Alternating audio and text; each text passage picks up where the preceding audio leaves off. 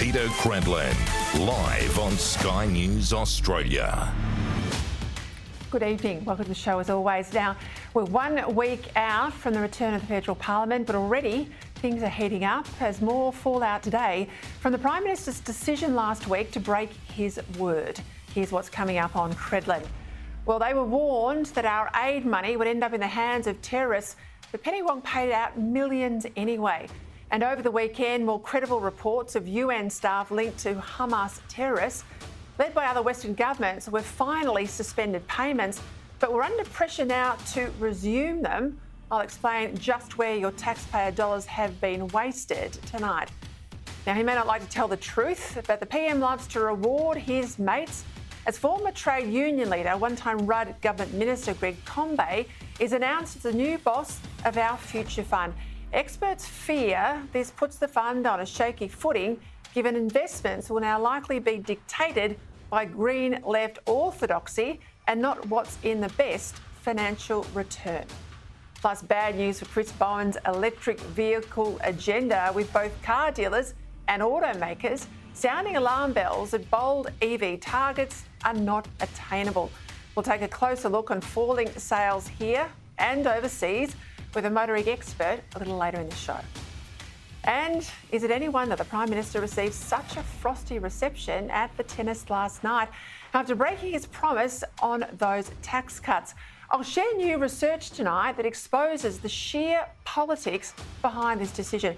But while he might pretend the booing doesn't matter, actually it does. Did you expect that, Elbo?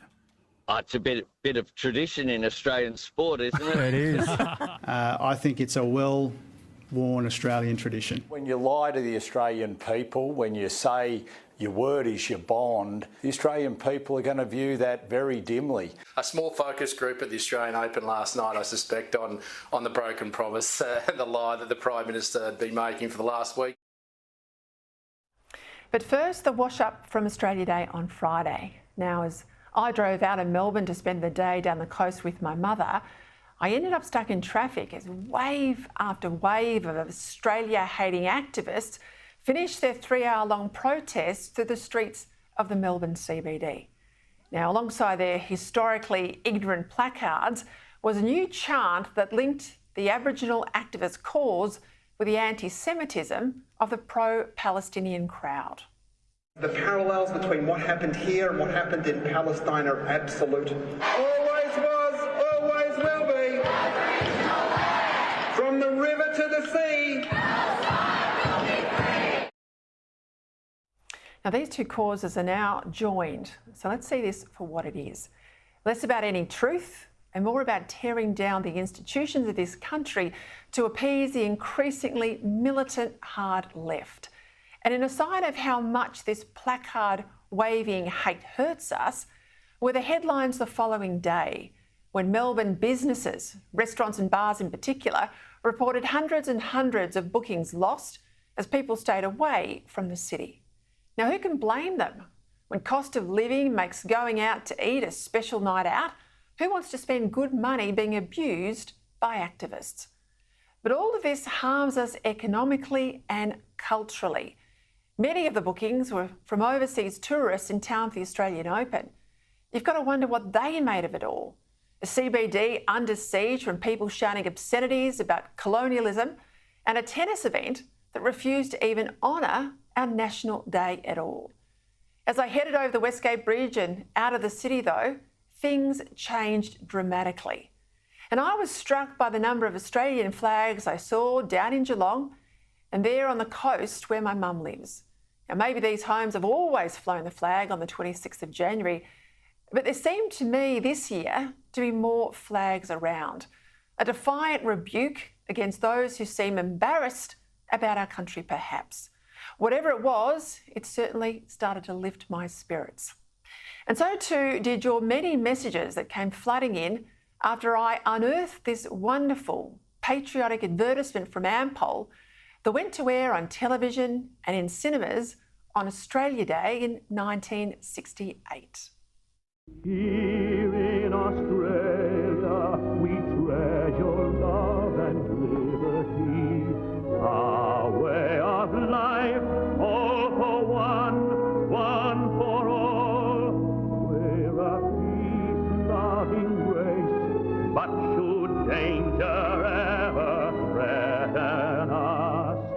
let the world know we will answer the call. God bless Australia, Australia, home of the ancestors strong and the free. It's our homeland to cherish for eternity. God bless Australia, the land of the free. Let's hope we legislate to protect Australia Day on the 26th of January, said my viewers from Cairns, Ailsa and Fred. Said Billy from Canberra, an 83-year-old veteran, a sailor, who says we don't use the word liberty enough, Peter, because he says this is what our nation was founded on, prisoners ultimately becoming free, and the fact it means living our life with the freedom to go where we want and follow our religions without government interference, or, as he says, not have those overeducated, overpaid social nincompoops trying to ruin our lives. And then these comments too via my Instagram page. Peter, it made me cry. My father was a POW on the Burma Railway. What did those boys, that generation, sacrifice so much for? And this, I actually shed quiet tears listening to this. The video exemplified how so proud I am to be an Australian. Thank you. Brilliant, just brilliant, said another. And this, not enough people remember what it took to make Australia great. Too many freeloading, brainwashed wokesters, or hear to that one, and so many too like this. Thank you, Peter. We sang this at school when I was growing up, and it still makes me get a little teary. We are blessed to be Australian, and that we are. Let this be the last year, the last Australia Day, where we allow the minority to run over the top of us.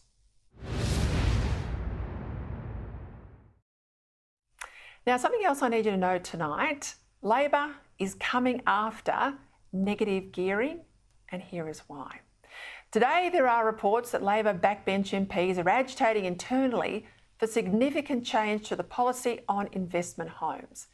We know that a policy to scrap negative gearing was written by Chris Bowen when he was Labor's shadow treasurer and taken to the 2019 election.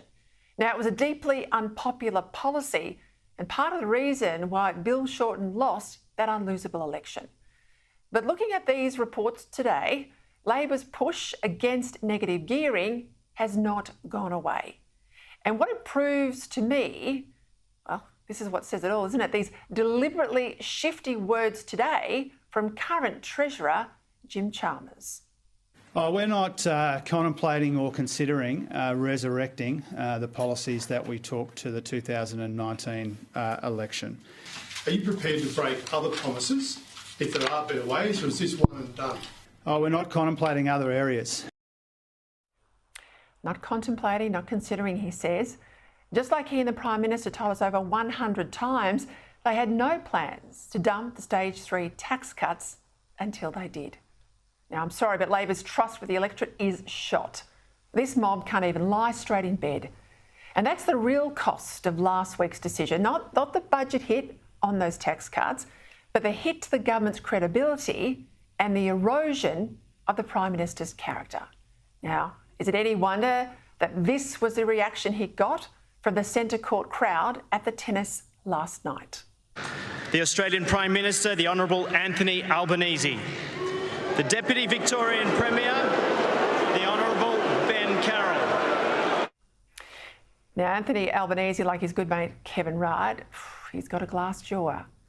This is not an Australian tradition to boo Prime Ministers like that. Forget those attempts today to laugh it off. No politician likes a reaction like that. And for those in the Prime Minister's office, this is going to make a huge difference to what they do and how they plan his public events.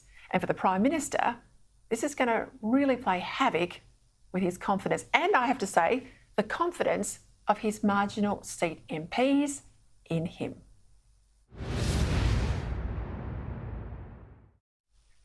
All right, let's go to camera now for the headlines. Sky News political reporter Olivia Casely. Good evening.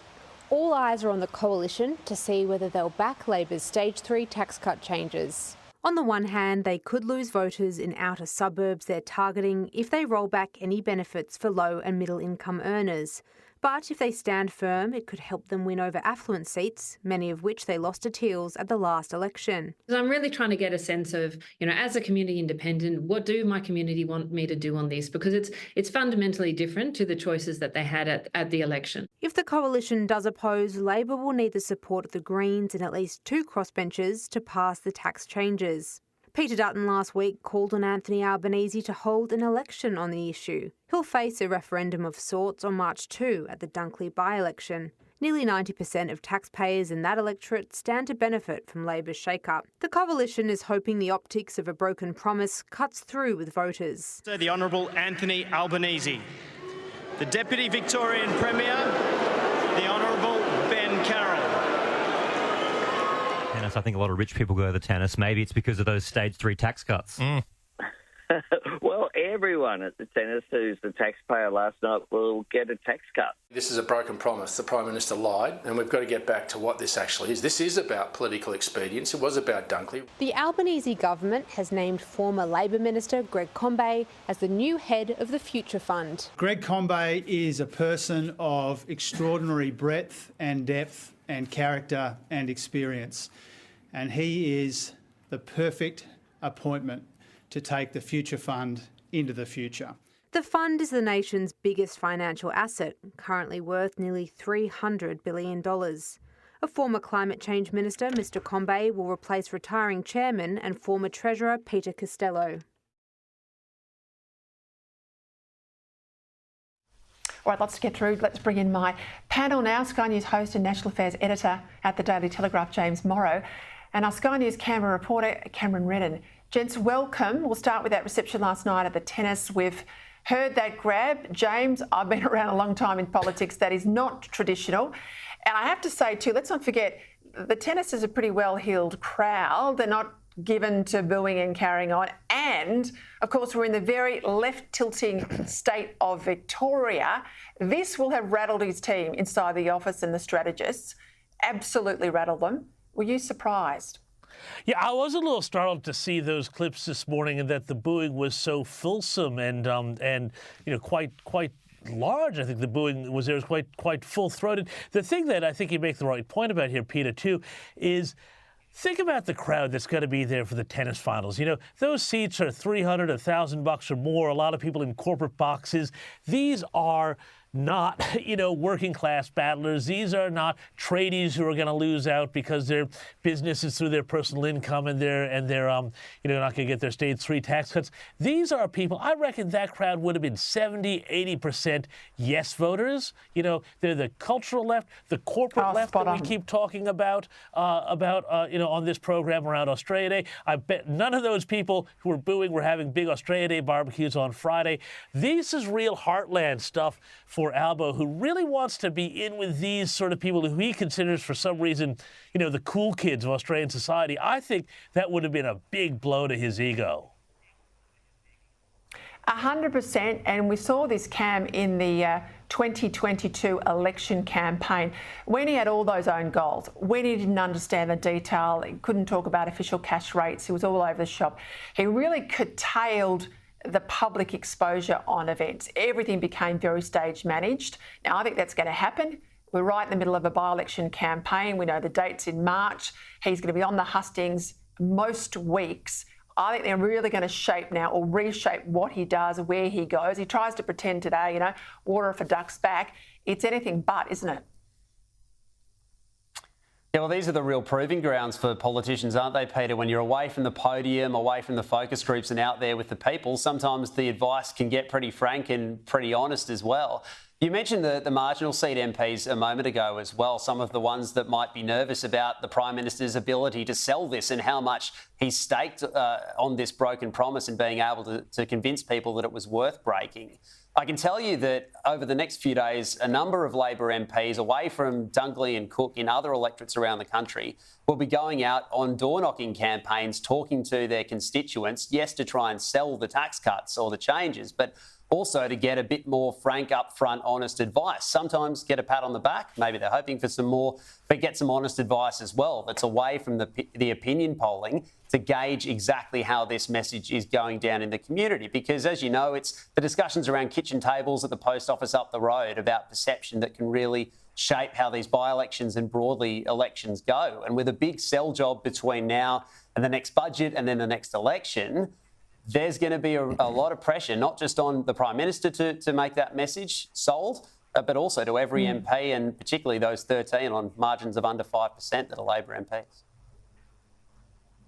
James, what I think people haven't picked up, though, in order to get a $15 a week tax break, I mean, that is all that is delivered to people.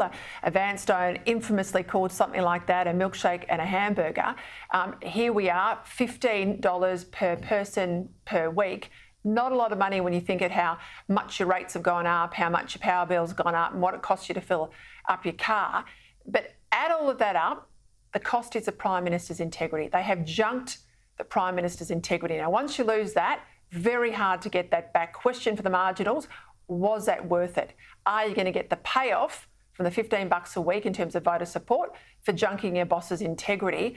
But this analysis in The Guardian today, and I think this is really interesting, it makes a point that working class voters in coalition seats are the biggest winners out of last week's backflip. So my view is, my read on that, the strategist shredded the PM's reputation to try and get a foothold in this working class flank of seats that the Liberals currently hold. So that's why they did it.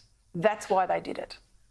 Well, yeah, Peter, look, I think that's correct. And I think what it is, it's a recognition that they're trying to backfill against a strategy of many in the Liberal Party now, which is to go after those working class seats that Labor had basically abandoned, where they felt that Labor had abandoned them on the back of a whole bunch of cultural issues around globalism, around trade, that sort of Trumpian populist sort of thing, I guess you could say. But that said, I don't think that this is going to work for them because, as you say, $15 a week, it's not going to be a huge difference. You're barely going to notice in your paycheck. $15 is like, a Big Mac meal at my local McDonald's is, I think, $12.50, something like that. So this is not exactly like, a huge pile of money. So they get the little hit right now, and there will be a little hit for him that he says, oh, yeah, I'm giving you back a bit more money. But everybody's going to forget about that because the money's not actually going to really show up in any sort of quantifiable, feelable sort of way. And yet prices, they're still going up. And so, $15 doesn't really help you when your groceries are going up and up, far faster than that. What about the news today out of Canberra? The press gallery was making headlines. Catherine Murphy of The Guardian, we just spoke about them a minute ago, of course. She has now quit The Guardian and is off to a big job in the Prime Minister's office, Cam. I don't imagine people are shocked around where you work in the gallery in Parliament House, were they? Yeah, Peter, I think the interesting theme here that's really emerged over recent weeks is the Prime Minister trying to bolster that inner sanctum as he looks ahead to the sell job that he's going to need to do through these by-election campaigns and over the course of the next 18 months. Another key Labor insider or a key Labor figure who might not be known in the day-to-day to many, but by the name of Fiona Sugden, also returning to the fold, someone who was instrumental under Kevin Rudd as Prime Minister, worked in the offices of Kim Beazley and Bill Shorten as well. So all of these signs really point to the Prime Minister trying to bolster his stocks, if you like, bolster the arsenal ahead of a really difficult sell job with so much staked on it over coming months. Yeah, I have to say I rate Sugden. I mean, her coming back is, another sort of arrow in his quiver. But someone like Catherine Murphy talks to the Greens and the hard Labor left. Well, they're already in their camp. I don't think she's going to talk to Penrith and western parts of Melbourne. So I don't know what the value add is there. We don't know what a job's going to be. We'll have a look at it when we see it. But I think you need more Sugdens and less Murphys. Let's go to Sydney over the weekend. Those neo-Nazis trying to protest. They were thwarted, James, over multiple days by police. They stopped trains and a whole range of things. Now, good on the police. But I have to say, it struck me as such a contrast. They can move on these neo-Nazis pretty rapidly. But when it came to the pro-Palestinians, marching all the way from, I think it was Macquarie Park, all the way down to the Opera House. The police said we couldn't stop them. All we could do was escort them down to the forecourt. Now, what could they do this time that they couldn't do last time? Why the difference? Well, I think, Peter, the difference is not so much about what the cops could or couldn't do each time, but the nature of the protesters. When you spoke to police, New South Wales police, in the wake of those horrible gas the Jews protests, by the way, protests that occurred, everybody needs to remember, before Israel fired a single shot back in response at Hamas. So they were not protests about, Israel, how they were treating Gaza, how they were treating the Palestinians, how they were treating Hamas. These were celebrations of brutality. And the police in New South Wales stood back and let them occur because they thought it would be safer for their officers, as well as the public, not to have any confrontation with people violating the law, shouting terrible things on the Opera House forecourt, setting off flares. And yet with these, neo-Nazis or whatever this weird sort of group is, clearly they felt like they had the monopoly of violence there, and they could enforce the law. But I think that it's not really a good look for the police if they're going to be able to selectively enforce the law depending on how law-abiding a particular group of illegal protesters are. Hey, just very quickly, Kevin Rudd out there over the weekend basically recanting all his criticisms of Donald Trump. I think he fears he'll end up in the White House. He has to try and, mend bridges and make a mate out of Donald Trump. I think this is more about Rudd trying to keep his job, because if there's no relationship between our ambassador and the president, you've got to change the ambassador. Do you think Rudd gives a toss? Sorry, do you think Trump gives a toss? I think Trump would find it just absolutely hilarious, Peter, that Kevin Rudd is now trying to, say, oh, no, I didn't mean any of those mean things. I think Trump would probably find this, to the extent that it's on his radar screen, absolutely hilarious. All right, got to leave it there. Thank you, gentlemen. Thank you, Cam. Thank you, James. As always, let's go to some other news today. And of course, all that concern about negative gearing, and the rebuke today from Jim Chalmers. Who can trust Labor after last week? Let's make some sense, or try and make some sense of all of this. Our resident number cruncher, Sky News business editor, Ross Greenwood, joins me now. Well, honestly, Ross, this is the problem when you make truth a casualty. 100 times the PM said he would deliver those stage 3 legislated tax cuts. He wouldn't scrap them until he did scrap them. So how can we believe Jim Chalmers today when he says negative gearing's safe? Look, that's the big issue for the government right now, is given the fact that you can see the modus operandi as to what they've done with both the superannuation changes and then with the tax changes. They've effectively come out and said, oh, it's not really affecting everybody, it's only affecting those people who can really afford it. And we think they're really taking the mickey out of the system anyway. So that was where it came with doubling the taxes on people with more than $3 million in their super fund. Then when it came to stage 3 tax cuts, which were committed, they were confirmed, they were not being changed, and this was a consistent pattern from the government, from the Prime Minister, from the Treasurer, and effectively it came out, well, actually what we've done, we've found a better way. We're basically going to still give them a tax cut, but that money, the money for the high end, we're going to give to everybody else. It literally is a way of being able to try and buy the support of 11 million people while losing the support for most people, 1 million people you probably didn't have the support to. So to your point, if you come to negative gearing, you sit there and say, well, people with, 5 houses negatively geared? Is it maybe $5 million, $10 million? What's a number? Pick a number where you suddenly think beyond that somebody could be taking advantage of the system. Well, then you sit there and say, well, maybe you limit the benefits for that person. Maybe you start to bring it in. We know it's Labor Party policy. They took it to election. They lost that election. Now, of course, they want to run away from even the threat of that happening again.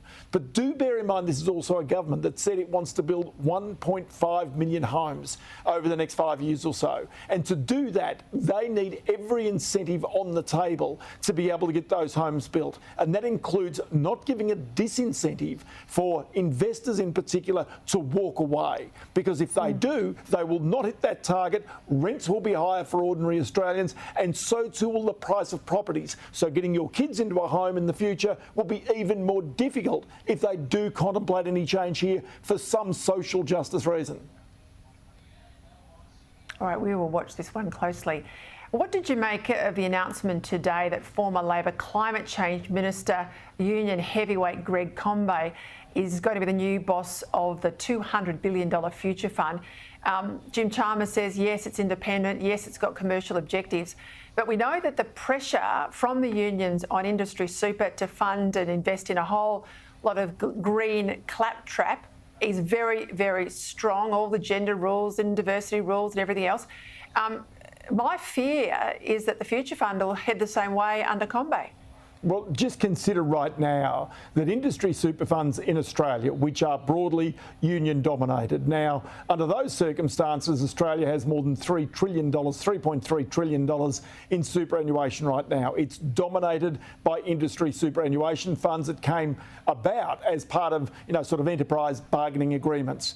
Now what you've got is another $212 billion that comes under the control of basically left-leaning, sort of, if you like, Labor Party sort of officials. Now, the whole point about your point is, whose money is this? Well, in the case of the Future Fund, remember that came from surpluses in the sale of Telstra to make certain that future government public servants in particular had sufficient money there for their future pensions. That's the reason why it was created. In the case of industry superannuation, it was there to provide for our retirement in the future, but it was our money. And this is the really strange distinction that sometimes governments have about whose money it actually is. Because, of course, when government controls capital, then they have an ability to be able to control not only the people who are appointed to that capital, but also the decisions ultimately that are made about where that capital is deployed. And that's something that every Australian has got to hold their politicians to account for.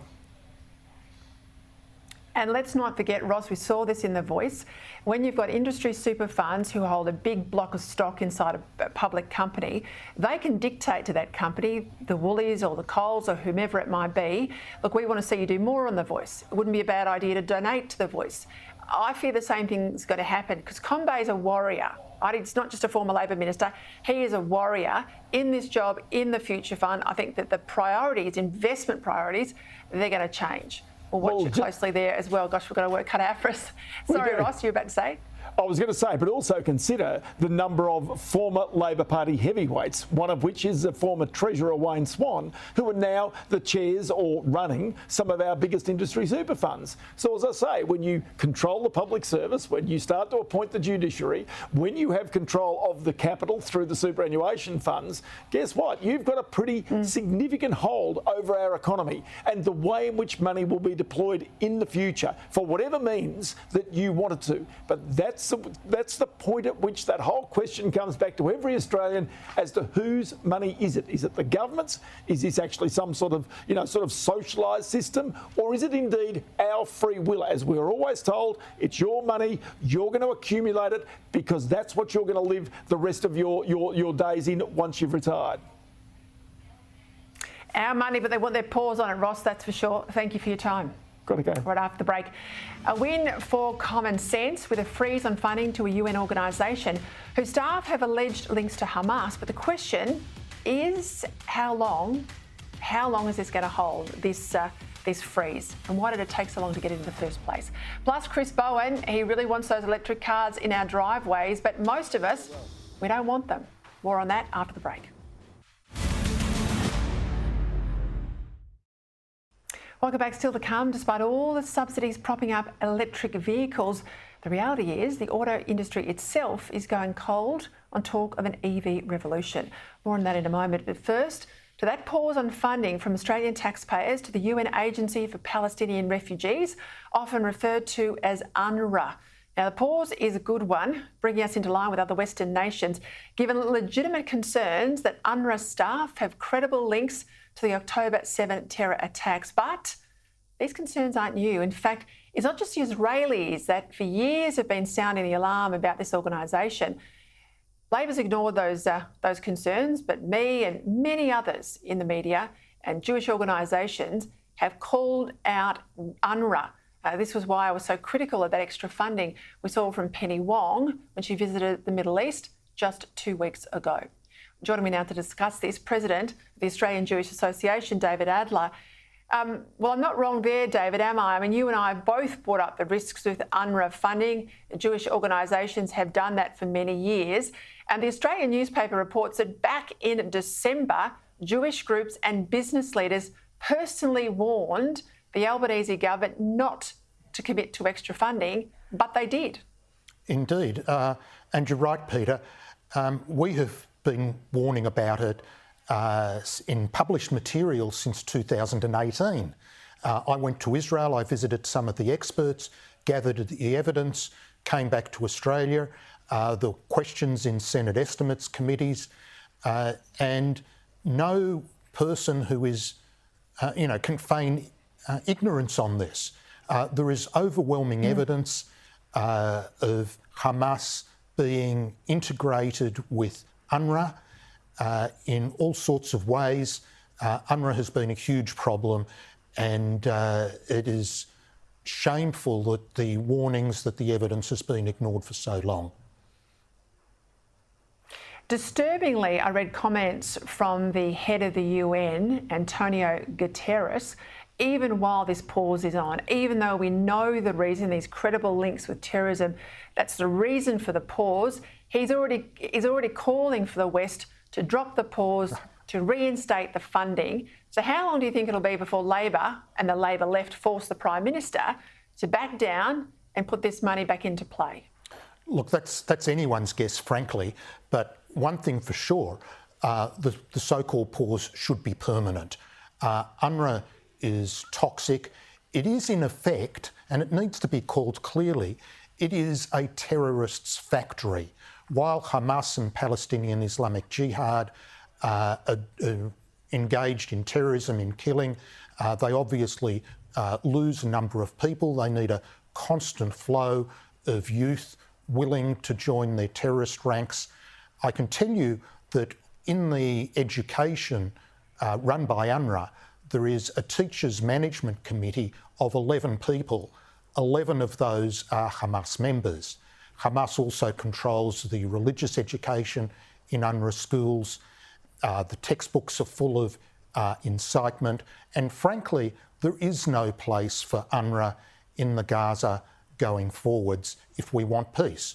The institution is so toxic to the core, it really needs to be disbanded and replaced by something else, perhaps the UN High Commission for Refugees, so that the people in Gaza are treated on an equal level as everyone else. And look, I couldn't agree more. It needs an absolute total clean out, but it cannot be refunded. While I've got you, can you give me your take on this International Court of Justice decision? It came out on Friday. My take, it's a bit of a mixed bag. OK, the court didn't go so far as to order a ceasefire, but it's really given a real punishment to Israel over this allegation of genocide. That did not get thrown out. What did you make of the interim ruling? Look, it is a mixed bag. And the important thing is that the major asks were not accepted by the court. Israel was not ordered to cease its military campaign. There was no ceasefire order. But frankly, the case should have been thrown out. Let us not forget that despite its name, the International Court of Justice is an arm of the UN. Its judicial representatives largely come from countries which are not democratic, which don't have a rule of law as we understand it.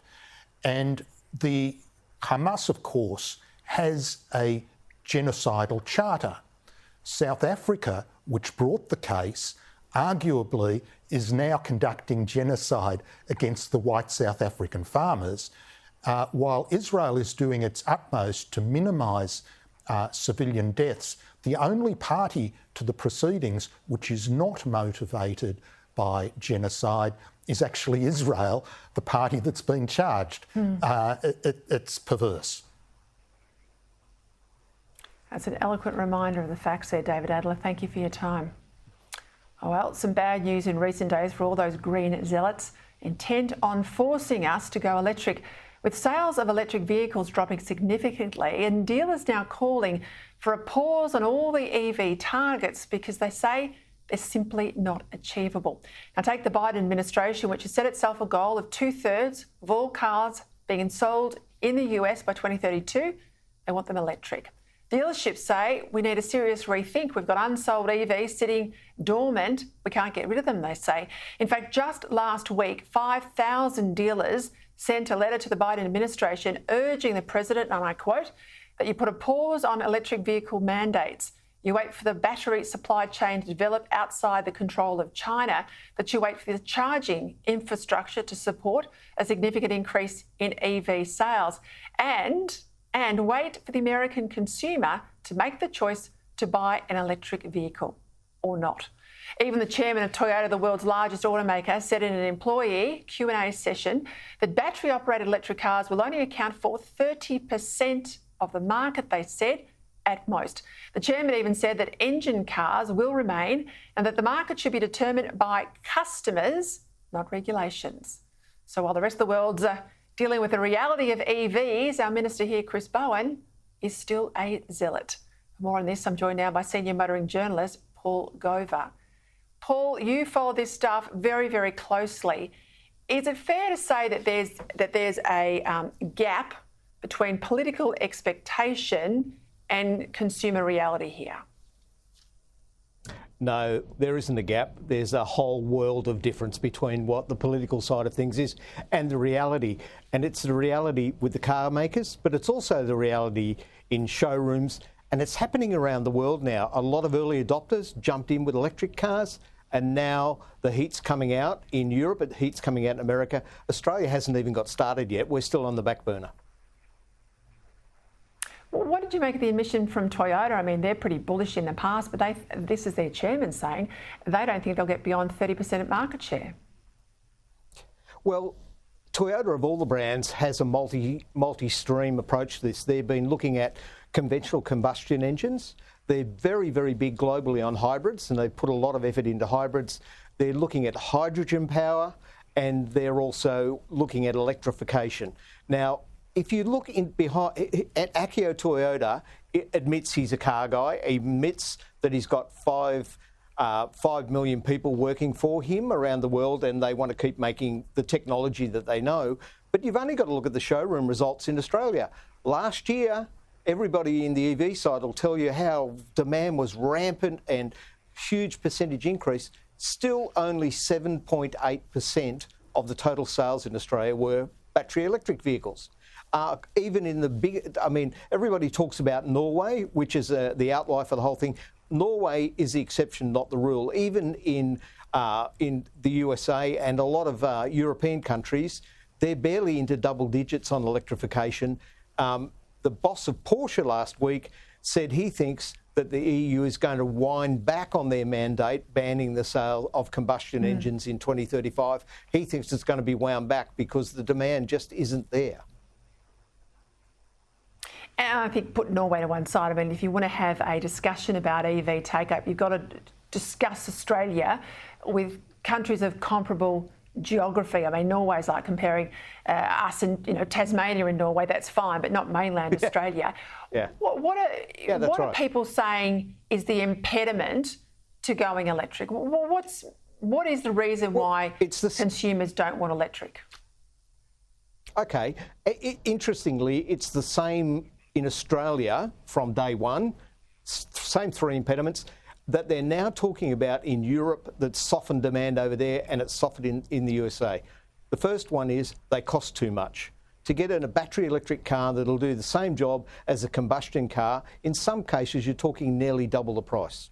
Second thing is is infrastructure. Where do you charge the thing? How do you charge the thing? Now, in Australia, we've got huge distances.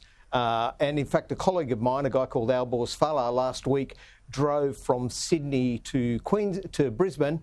It took him over 12 hours and he had to stop 5 times with an electric car. The infrastructure is just not there. And the third thing is government incentives. As soon as they take the incentive off in other countries, demand falls. So there are people who will buy when there's an incentive, but when the incentive comes away, the demand dries up. And also the other issue I'm hearing is insurance with the battery is huge. And of course, when the battery is no longer chargeable or viable, or there's a collision, let's say, with a car, it's a total write-off. You can't get much for it, unlike a fuel combustion car. That's right. The battery replacement cost, it's $30,000 and up. Now, the other thing about this is resale value. Now, we're too early into the, let's call it the electric car experiment, because despite what Mr. Bowen says, that's what we're having. We're having an experiment. Resale value, I spoke to a couple of dealers today when I knew I was going to be talking to you. They will not take an electric car as a trade-in because they don't know what the value is going to be, because the second or third owner of an electric vehicle, they're really going to be in battery distress. What's it going to mean? What's my vehicle actually going to be worth? And so I know dealers who just won't trade the cars in. They're not interested in them as second-hand stock. What a reality check. I tell you, Paul, thank you so much for coming on tonight. Paul Gover there. Tell you what, makes you want to stay where you are with, in my case, a nice big diesel and a nice big engine. All right, after the break, more crime, this time in Victoria. Geelong's become the regional capital for crime. Wait till I take you through that. And more proof Australians are sick of having woke causes rammed down our throats. Rip curl, the latest in the gun, using a trans athlete to promote women's sport. Backlash, well, that trans athlete no longer there. After the break. Welcome back. Down to Victoria again. Over the weekend, the Geelong Advertiser had these shocking headlines as it reported shopping centres in Geelong being overrun by criminal gangs, with new crime statistics revealing a 26% surge in incidents over the past year. Almost 600 criminal incidents, 760 offences were recorded in shopping complexes between 2022 and 23, making Greater Geelong the most unsafe place for shoppers in regional Victoria. Joining me now to discuss this, Victorian Liberal MP, Richard Reardon. Well, I did remark to myself reading this, Richard, that this is the same Geelong Council area that banned Australia Day and citizenships on Friday, but can't police the city well enough. Your electorate, I know, borders Geelong. What's been the reaction to these headlines? Well, Peter, you're quite right about the Australia Day, and not only could they not organise a replacement, they had nothing in the Geelong region at all. And when it comes to this managing crime issue, which has been an ongoing sore, particularly in the Geelong CBD now for quite some time, we did a bit of a walk through some of the shopkeepers recently, and it's absolutely top of their mind. And why is it? The Geelong City Council, which is worrying about every other topic known to man, is running around trying to solve world problems and not looking after its ratepayers, not looking after its CBD, not looking after its local community, and essentially Geelong's soon rapidly becoming the city the world's forgetting, and they've got to do more. And the state government's got to step up and provide the necessary on-ground policing support. And of course, you've heard, Peter, that the threat to our one policeman police stations right throughout regional Victoria, which will just exacerbate the problem of crime in regional Victoria. I had your colleague Michael O'Brien on the other night. I mean, his police station now basically works business hours. It used to be 24/7. This is in Malvern, in the centre of Melbourne. It's now shut. We saw a spate of home invasions in that suburb area. Your own colleague, Liberal MP Georgie Crozier, well, she was shaken by an attempted home invasion last Wednesday night. This related to a drug-affected man, but I mean, it was pretty terrifying. And of course, across the state, crime's up 40%. I mean, break and enters almost 25%. Enough's enough, Richard. Absolutely, Peter. I mean, even in my own region now, you've got between Geelong and Warrnambool, no longer 24-hour police coverage. And if you think about that, Peter, that covers the whole Great Ocean Road region, where literally tens of thousands of people come in. And of course, sadly, when you have all that influx of people and visitors, unfortunately, those that come to take advantage of others are there at the same time. We are very short in supply of that, but it's also playing out in our road toll, Peter.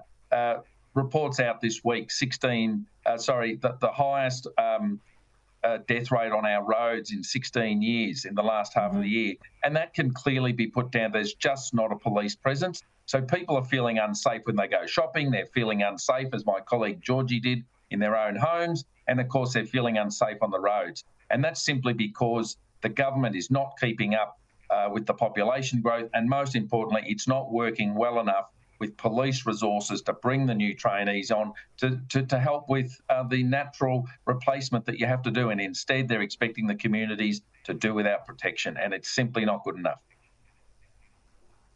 Richard Reardon, thank you. We're not going to let that one drop. Thank you for joining me tonight. Well, let's go to my panel now. Sky News contributor for Howard Government Minister Gary Hargreaves and LNP MP Keith Pitt. Keith, help me out with this one. Businesses today want a delay in this mandatory climate disclosure regime. It's meant to start on July 1. They're worried they're not protected enough against litigation from all the climate activists, probably some governments funding themselves. What does all this mean? What are these new reporting laws? Well, it means Labor's green police are coming for your business. That's the reality. And unfortunately, we're walking away, the federal Labor government is walking away from the fundamentals of business, which is simply you want them to be profitable, you want them to pay their bills, you want them to act lawfully. And now there's this additional layer where they've got all of these green targets that they have to meet. And to be frank, they might not be able to meet them at all. If you've got legacy equipment, particularly in manufacturing, look at a big ag enterprise, Peter, where it might rain for a season, where you don't have to use your pumps and use irrigation and use electricity. And the next year, it's a drought and you've got 10 times as many emissions simply because of the nature of the business that you're in. So I can understand why they're concerned. They're serious concerns. And then you'll have ASIC chasing you for greenwashing or green hushing as well. Goodness me. Gary, what about these stats out today that 49%, so half of all defence companies, can't find and then can't retain staff? We saw last week the British Army chief saying, look, things are pretty grim. We're going to have to start training up civilians for combat amid fears of a war with Russia. Now, I know we're talking about 1939 sort of climate in Europe. It feels like that. Do you reckon it's time to bring back national service, perhaps? Well, look, I don't know about that, Peter, but America's got the same problem where they've had, which is what we've got. The bureaucracy is all about diversity, inclusion, and all of these sort of equity measures. And so the whole esprit de corps of defence is under real challenge. It's almost a case now that if you're at the pointy end of a conflict, you've got to ring somebody up and say, do you mind if I invade your village? Do you mind if I come and perhaps shoot you? Do you mind if it's okay, if it's convenient, I'll bomb you at 4 o'clock this afternoon? These are the sorts of rules of engagement that have just driven a lot of people completely barking mad and getting them out. And so and also in America, the same as here, they want to have people with university degrees coming into the Defence Force. And so now they're saying maybe people who haven't even finished high school might be the people. You know, Peter, we need kids to actually feel excited about being part of our Defence Force. And so starting at school, giving them the opportunity, joining the sort of units that they used to always have at schools. They don't have a lot of them now because teachers are saying defence is bad, police is bad. All of these things are all driving people away from even thinking about it. And defence used to be at the heart of our training of people into trade skills. So we need people who can do stuff. Sure, we need some smarts because there's a lot of technology, but if we don't get this, we don't actually understand that not everyone's going to work at Russell offices. They're actually going to be at the pointy end and we need them there.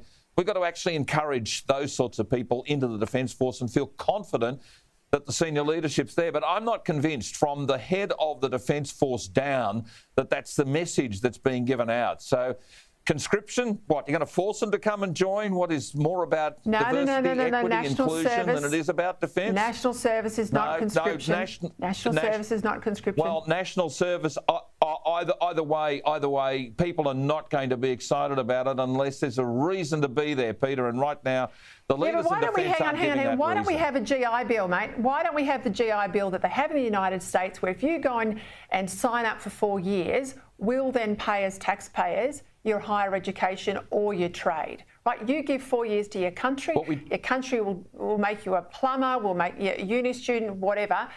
They have a much better way into the military than we do in Australia. We sort of arse around it, but we don't do it as comprehensively as the US do. Actually, I want to pick that up tomorrow night. Just quickly, I've got to ask you if I can. I agree. Rip curl. I agree. I mentioned this at the top. Rip curl's in trouble. They had an ad promoting women surfing featuring a transgender surfer, woman, but obviously a biological man. A whole lot of the women were upset about this, the female surfers. They said, what about us? And one of them, in fact, Bethany Hamilton, she was dropped a few months ago by Rip Curl because she voiced her opposition to men in women's sports. Well, they've dropped it now. Why do they have to blood-nose women's sport like this? Keith? No. Peter, I might not know a lot, but if you knock out 99.99% of the people you're trying to sell your product to, well, they're not going to buy it. Yep. If you're trying to sell women's bikinis, women's swimwear, everything else, and you're targeting them through it's a man, right? Let's be really frank. A man in women's outfits, well, that ain't going to fly. And I think they're absolutely right to be upset about this. Absolutely right. Yep. Gotta go, gents. Love it as always. Keith and Gary, thank you. That's it for me. Andrew Bolt up next.